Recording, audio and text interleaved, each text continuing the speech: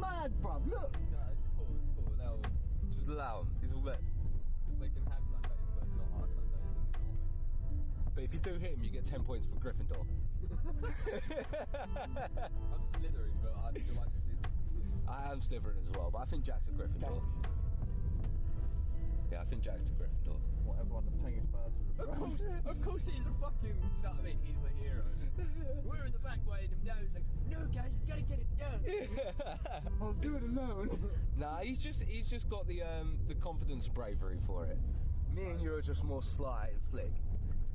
Like school, I don't think they were great.